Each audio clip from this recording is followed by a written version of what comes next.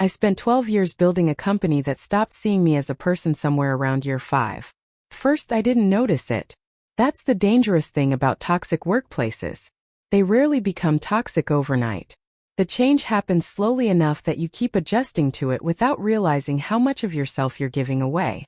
My name is Ethan Cole, and for most of my 30s, I worked for a financial consulting firm called Northstar Analytics in downtown Boston. When I joined, the company was tiny.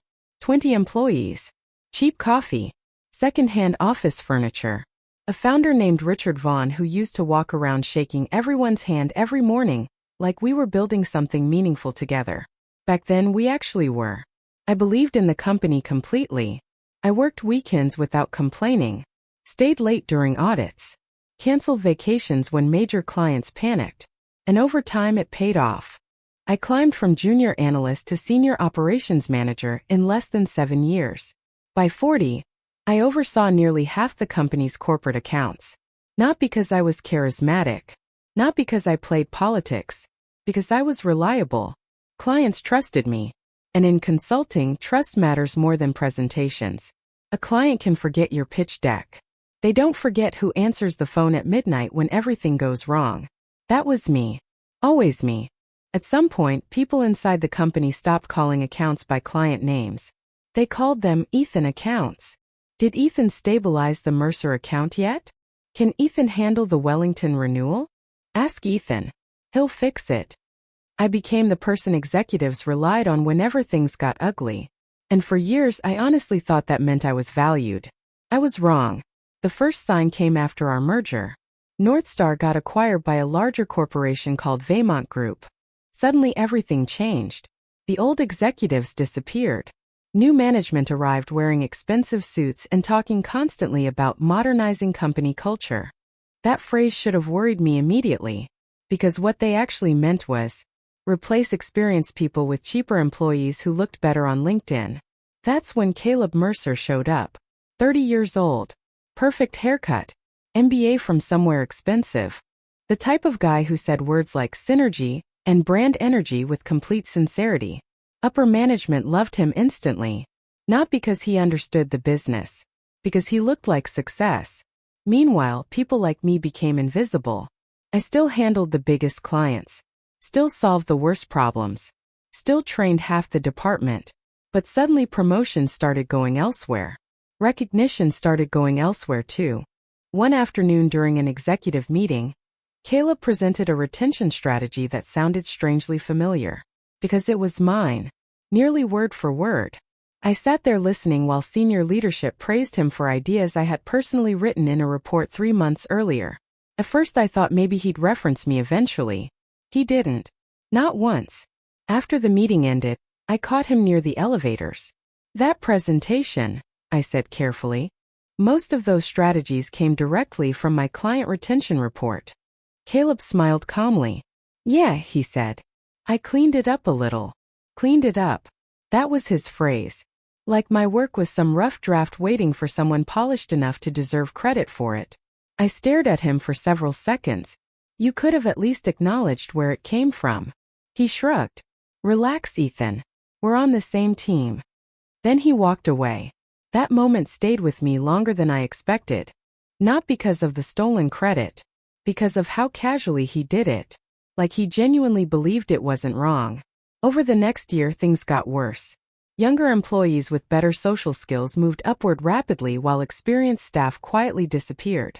Layoffs happened constantly, always disguised as restructuring. And every time someone vanished, the workload landed on whoever remained dependable enough not to complain. Usually me. At home, my wife Natalie started noticing the change before I did. You're exhausted all the time, she told me one night while I answered emails during dinner. I'm fine. You say that every day. She wasn't wrong. I had become one of those people who confused endurance with stability. The company kept taking pieces of my life because I kept proving I could survive it. Then came the quarterly leadership summit. That's where everything finally broke. The event took place at a luxury hotel outside the city. 3 days of presentations, networking, fake enthusiasm, and executives pretending spreadsheets were exciting. On the second afternoon, Vaymont's regional director announced a major internal restructuring initiative. Departments would be consolidated, leadership positions reevaluated, fresh organizational direction. The room buzzed immediately. Everyone understood what it meant. People were about to lose jobs. That night, I sat at the hotel bar with two longtime coworkers. Marcus from compliance, Linda from operations. Both looked nervous. Marcus lowered his voice carefully. You know they're targeting senior salaries first, right? I frowned. What? They want younger management, Linda admitted quietly. Cheaper employees. Easier to control. I laughed once under my breath. 12 years here and they still think experience is replaceable. Neither of them laughed with me. That should have told me something. The next morning, I got called into a private meeting before breakfast. Human resources, Caleb, and a woman from corporate restructuring I'd never seen before. The moment I walked inside, I already knew. You don't survive long in corporate environments without learning how to recognize termination rooms. The fake sympathy, the printed folders, the careful eye contact. I sat down slowly. The HR representative folded her hands politely. Ethan, she began. After evaluating operational efficiencies within the organization, I barely heard the rest. 12 years condensed into scripted corporate language. Position eliminated. Strategic restructuring. Transition package. Thank you for your contributions. Caleb avoided looking directly at me the entire time. That bothered me more than the firing itself. Cowards always avoid eye contact when benefiting from someone else's destruction. Finally, I asked the only question that mattered. Who's taking over my accounts? The silence lasted just a little too long. Then Caleb answered. I'll be overseeing the transition personally. Of course he would. Everything suddenly made perfect sense. The stolen strategies. The sudden exclusion from leadership meetings. The restructuring narrative. They hadn't just decided to remove me. They'd been preparing for it quietly for months. I looked directly at Caleb. You think those clients trust the company? He shifted uncomfortably. They trust Northstar's reputation. I almost smiled, because that answer alone proved how badly he misunderstood the business. No, they trusted me. And there's a massive difference between those two things. The HR representative slid paperwork toward me. Severance agreement. Non-disclosure clauses. Benefits information. I signed everything calmly. That surprised them. I think they expected anger. Maybe begging. Instead, I just felt tired. Deeply tired. When the meeting ended, Caleb finally spoke privately while we walked toward the hallway. No hard feelings, right? I actually stopped walking. Because sometimes people say things so absurd your brain struggles to process them immediately. No hard feelings? He forced a nervous laugh. It's just business. I looked at him carefully. No, I said quietly. This is what happens when people mistake visibility for value. His expression tightened slightly. But before he could answer, I walked away. Back in my hotel room, I packed quietly. Laptop, shoes, phone charger. 12 years reduced to a suitcase. Natalie answered immediately when I called. They fired me, I said. Silence. Then softly, are you okay? I sat on the edge of the bed staring at the city skyline outside the window. And strangely enough, I was. Not because it didn't hurt. Because deep down, part of me had been waiting for this moment for years. The company stopped valuing loyalty long ago. I had just refused to admit it. That evening, while driving back toward Boston, my phone started vibrating constantly. Emails, missed calls, messages from clients. First I ignored them. Then I noticed something strange. The messages weren't generic. They all sounded worried. Ethan, I heard rumors you're leaving. Can you call me urgently? What's happening with our account? My grip tightened slightly on the steering wheel. Because suddenly I realized something management clearly hadn't considered. Nobody had informed the clients properly. And if clients were panicking already, the situation inside Northstar was probably about to become much worse than anyone expected. By the time I got home, my phone had 23 missed calls. Most were from clients. 3 were from coworkers. 1 was from Caleb. I ignored his immediately. Natalie was waiting in the kitchen when I walked in. She took one look at my face and wrapped her arms around me before I even said anything. That almost broke me more than the firing itself. Because when people spend years holding themselves together professionally, kindness becomes dangerous. Cracks things open. "You hungry?" she asked softly. "Not really." "Sit anyway." I sat at the kitchen counter while she reheated leftover pasta. The apartment smelled like garlic and tomato sauce, familiar and comforting in a way the corporate hotel never could be. For the first time all day, I actually felt human again. Then my phone buzzed. Again. Natalie glanced at the screen. "Another client?" I nodded. "Why are they calling you instead of the company?" That question hung in the air longer than either of us expected, because deep down we both already knew the answer. I finally answered one. It was Daniel Mercer, CFO of one of Northstar's oldest accounts. "Ethan," he said immediately, sounding tense, "tell me you're not leaving." I leaned back slowly. Word travels fast.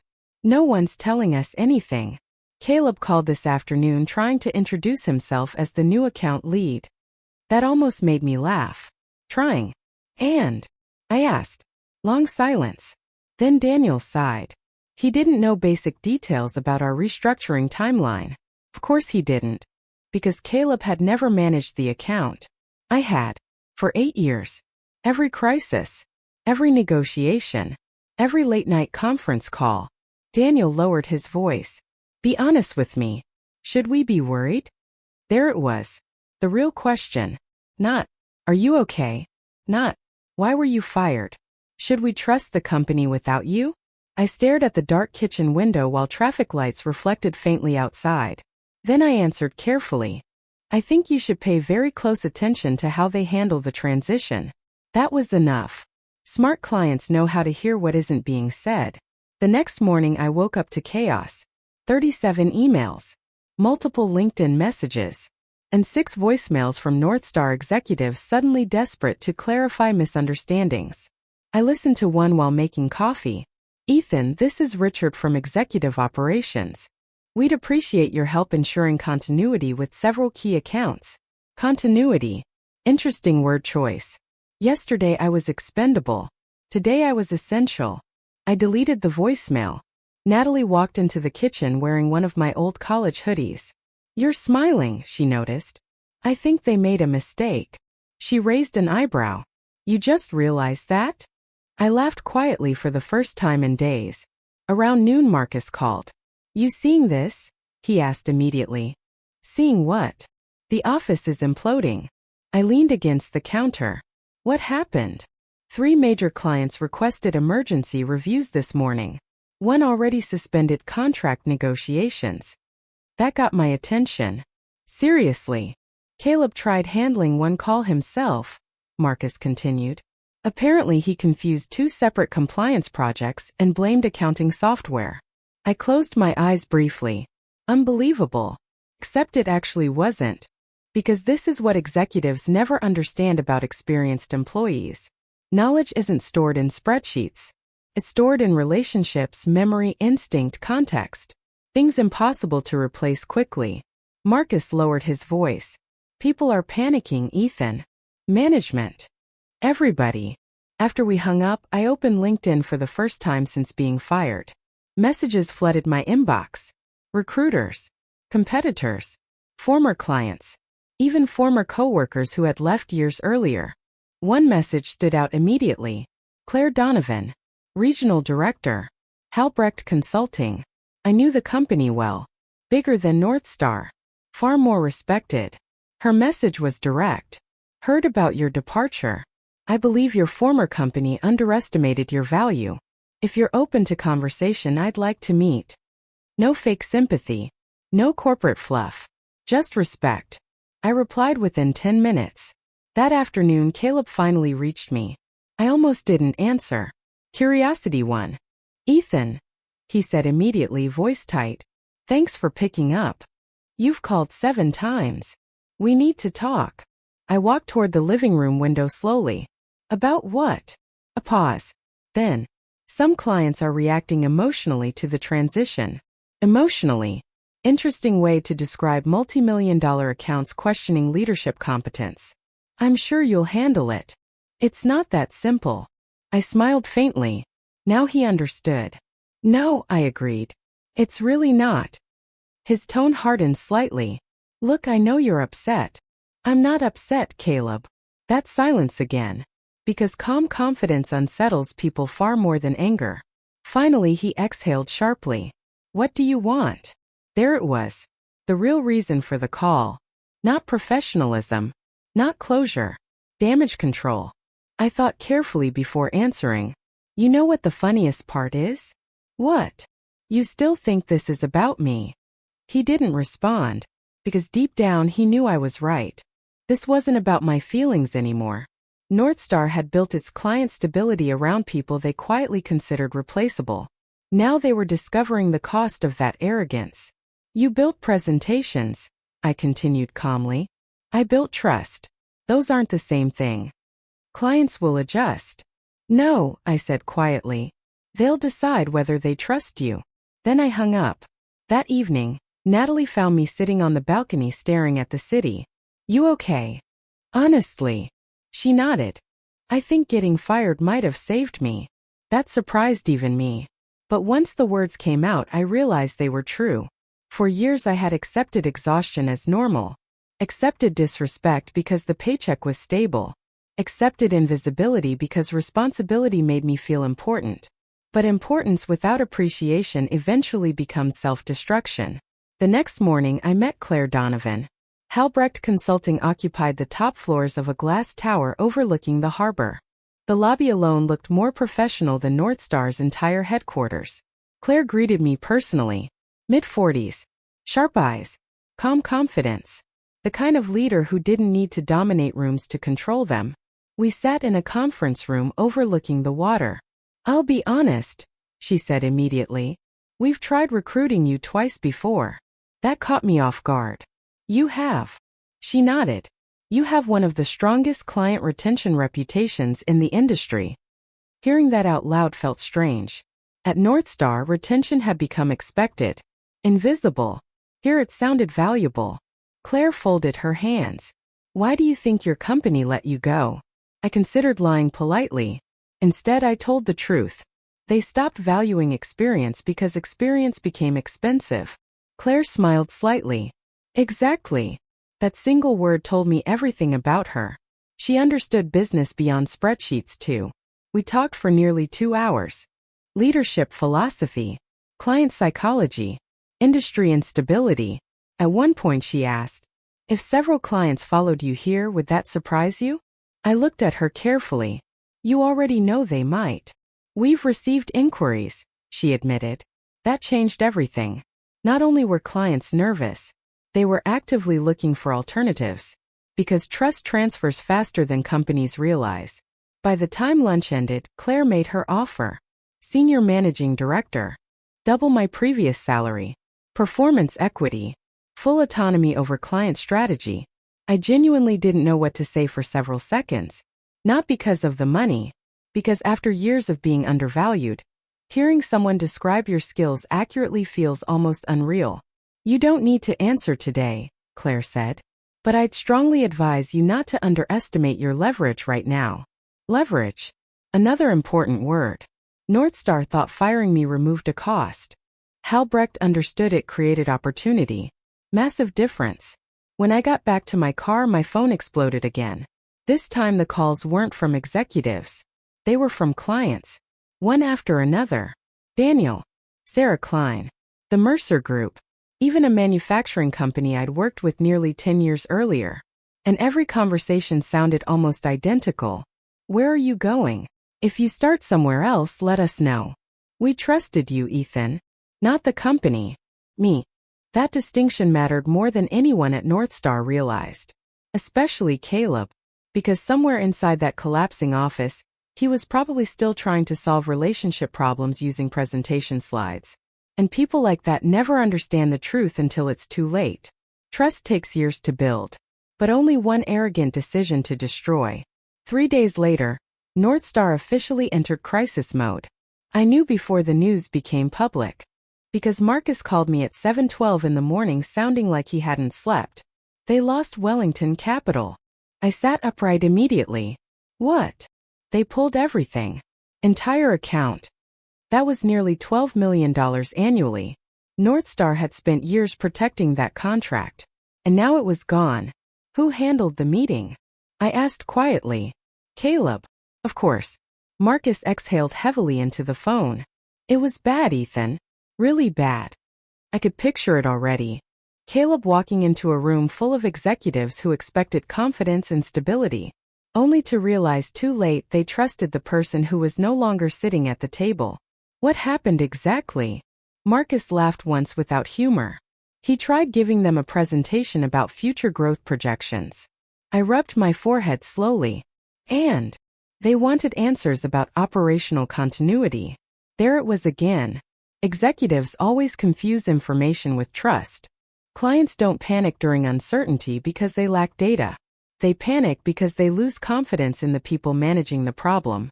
And Caleb had never learned the difference. After we hung up, I stared at the ceiling for several minutes. Not celebrating. Not gloating. Just thinking.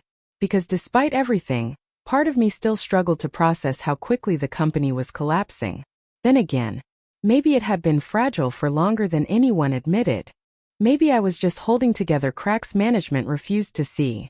At noon, Claire invited me to sit in on a leadership strategy session at Halbrecht. Not as an employee yet. As an observer. The contrast between the two companies shocked me immediately. At Northstar, executives dominated conversations. At Halbrecht, leadership actually listened. When department heads discussed client retention risks, Claire asked one simple question. Who has direct relationship credibility with these accounts? Not who manages the revenue. Not who handles reporting. Relationship credibility. The room shifted immediately toward the people who actually maintain client trust. I realized then how rare competent leadership really is. After the meeting, Claire walked beside me toward her office. You're quiet. I'm recalibrating. She smiled faintly. Northstar didn't operate like this, did they? No. What did they value most? I answered without hesitation. Visibility. She nodded immediately. That usually destroys companies eventually. Inside her office, she handed me updated paperwork. Improved compensation. Expanded authority. A larger signing bonus. I stared at the numbers. You adjusted the offer? You became more valuable this week. Direct. Honest. No manipulation. No corporate theater. Just reality. Then she said something that genuinely stayed with me. Most companies don't lose clients because of competitors, Ethan. She sat down calmly. They lose them because they stop respecting the people who created trust in the first place. That sentence hit harder than she probably realized.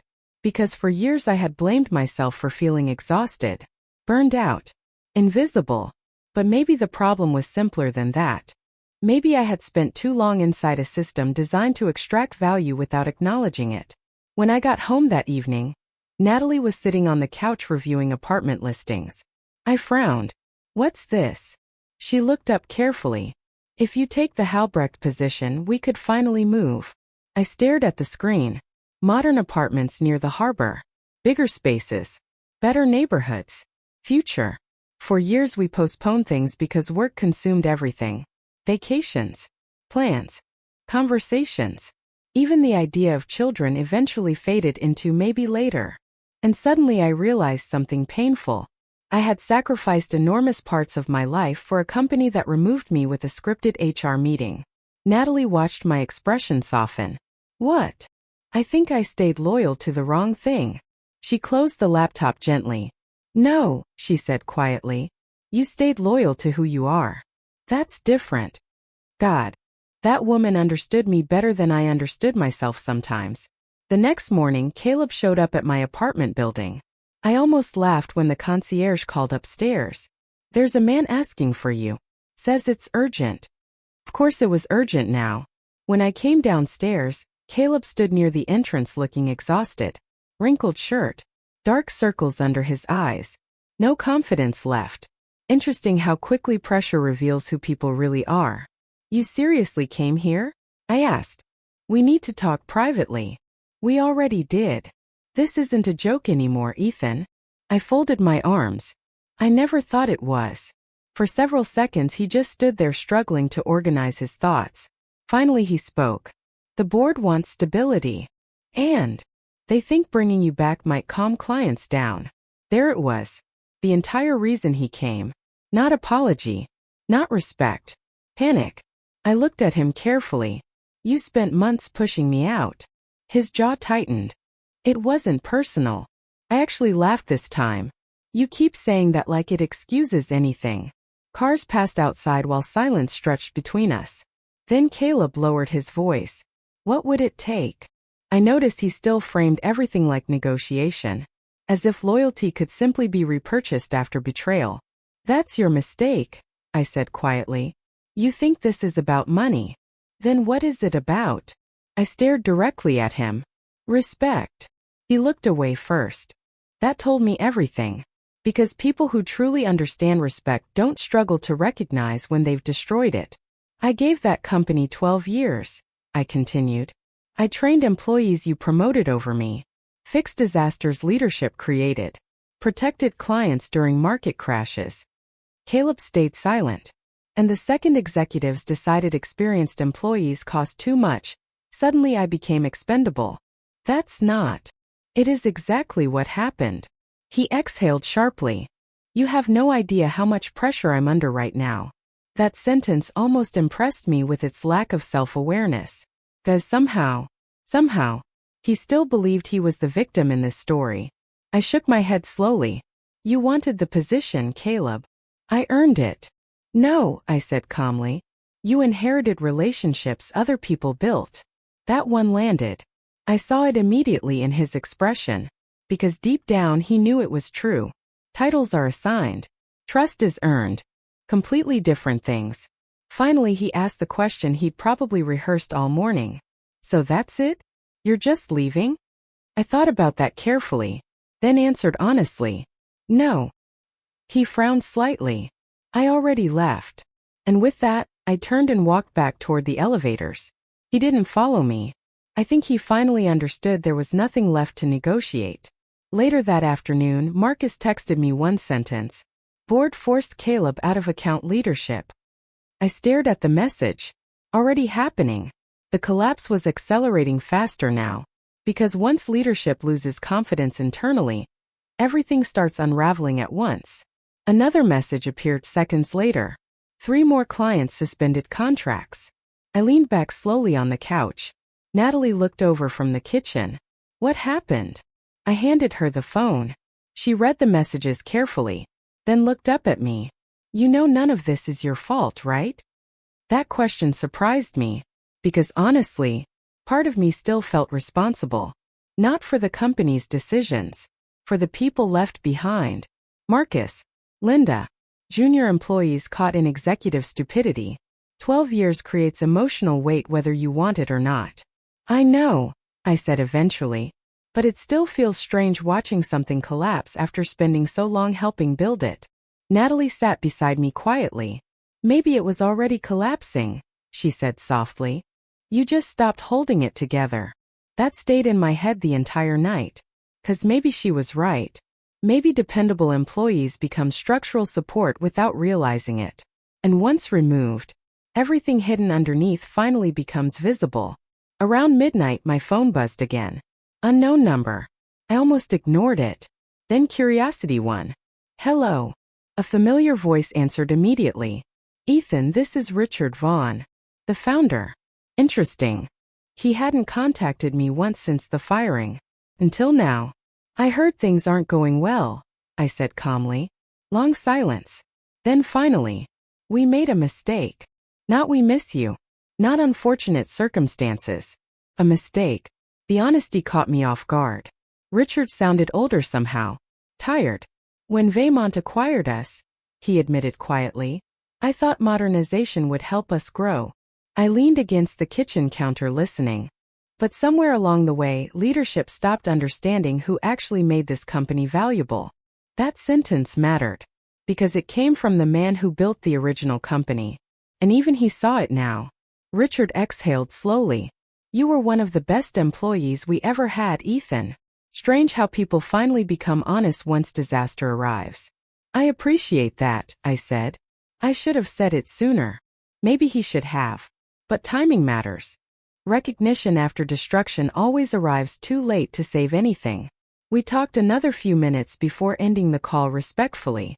When I finally went to bed, one thought kept replaying in my head. Northstar wasn't collapsing because one employee left. It was collapsing because leadership forgot the difference between replacing workers and replacing trust.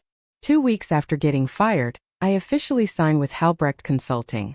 Claire announced my arrival during a Monday leadership meeting with zero corporate drama. No exaggerated introduction. No motivational speech. Just facts. Ethan Cole will oversee strategic client operations moving forward. Several transition opportunities are already in progress. Transition opportunities. Professional language for clients are following you. By then, everyone in the industry already knew what happened at Northstar. Trade publications called it one of the worst restructuring failures in regional consulting history. Executives hate when consequences become public, especially consequences they created themselves. The strangest part? I didn't feel victorious. I felt relieved. Every morning at Halbrecht felt different. People listened. Meetings had purpose. No one treated experience like outdated furniture waiting to be replaced. For the first time in years, I stopped checking work emails at midnight. Stopped waking up anxious. Stopped carrying invisible pressure everywhere I went. I didn't realize how exhausted I truly was until the exhaustion disappeared. 3 clients transferred fully during my first month. Then 5 more. Not because I asked them to. I never once tried recruiting anyone from Northstar. They came on their own. That mattered to me. One afternoon, Claire stepped into my office holding a folder. You should see this. Inside were quarterly projections, revenue increases, retention forecasts, growth estimates tied directly to incoming accounts. I stared at the numbers silently. This is because clients trust continuity, Claire explained calmly. Then she looked directly at me. And because they trust you. Simple. Clear. No politics attached. I'd spent years starving for basic professional respect without fully realizing it. Now that I had it, I understood how damaging its absence had been. Around the same time, Marcus finally left Northstar too. We met for drinks downtown on a rainy Thursday evening. He looked exhausted. Older somehow. Like the building itself had drained people emotionally. How bad is it? I asked. Marcus laughed darkly. They're selling an entire division. I stared at him. Seriously. Cash flow problems. Jesus. Northstar had once dominated the regional consulting market. Now they were cannibalizing themselves to survive. What about Caleb? Marcus took a sip of whiskey. Gone. Fired? Technically resigned. We both laughed at that. Corporate language again. Executives never get fired publicly. They transition. Even after destroying everything. Marcus shook his head slowly. You know what the craziest part is? What? Leadership still doesn't fully understand why clients left. That honestly didn't surprise me anymore. Because companies addicted to image eventually lose the ability to recognize substance. They think it was timing, Marcus continued. Market instability. Industry pressure. Competition. But, he looked directly at me. It was trust. Exactly. Finally, someone inside the company said the word out loud. We sat quietly for a while after that. Rain tapped softly against the windows beside us while conversations blurred around the bar. Then Marcus asked something unexpected. You ever regret it? I frowned slightly. Getting fired? Yeah. I thought carefully before answering, because the truth was complicated. It hurt, I admitted. More than I expected. He nodded silently. But honestly, I continued, I think I would have stayed there until it destroyed me completely. That was the real danger of loyalty. Not giving too much. Staying too long after appreciation disappears. Marcus leaned back slowly. People still talk about you there. That can't be good. No, he said with a faint smile. It actually is. I looked at him curiously. The younger employees figured something out after you left. What? That the company depended on people it quietly undervalued. Damn, that hit harder than I expected. Because maybe this wasn't only about me anymore. Maybe watching Northstar collapse forced other employees to recognize their own worth too. A week later, Richard Vaughn called again. This time I answered without hesitation. "How are things?" he asked. "Good," I said honestly. "Really good. I'm glad." His voice sounded lighter than before. Less defensive. Less corporate. We talked for nearly 20 minutes. About business. About leadership mistakes. About how companies change after acquisitions. Then eventually he said something I don't think I'll ever forget. "You know what Vaymont never understood?" "What?" Richard sighed quietly. "They thought systems created loyalty." I stayed silent. "But people create loyalty," he continued. "Systems only support it." That was the entire story right there. Northstar invested endlessly in branding, presentations, analytics, restructuring models, while slowly neglecting the human relationships holding everything together underneath. And eventually the foundation cracked. Not loudly, not dramatically, just steadily, like all broken things do. A month later, Natalie and I moved into a new apartment near the harbor. Bigger windows, more light, better neighborhood. For the first time in years, life actually felt calm. One evening while unpacking boxes, Natalie found an old Northstar employee badge buried in a drawer. She held it up carefully. "You keeping this?" I stared at it for a moment. My old photo looked exhausted even then. Tired eyes. Forced smile. A man trying too hard to prove his value to people already benefiting from it. "No," I said finally. I took the badge from her hand and dropped it into the trash. Not angrily. Just peacefully. Some chapters don't need revenge. They just need closure. Later that night, I stood near the apartment window watching lights reflect across the harbor water below. Phone silent. Mind quiet. No anxiety twisting in my chest. No emergency emails waiting. Just space to breathe again. And somewhere across the city, Northstar Analytics continued shrinking under the weight of decisions leadership still barely understood. Not because one employee left. Because they forgot something simple. The most valuable people in a company are usually the quiet ones. The reliable ones. The people solving problems nobody notices because they solve them before disasters happen. And the moment leadership starts treating those people like replaceable expenses instead of human beings, the collapse already begins. Most companies just don't realize it until it's too late.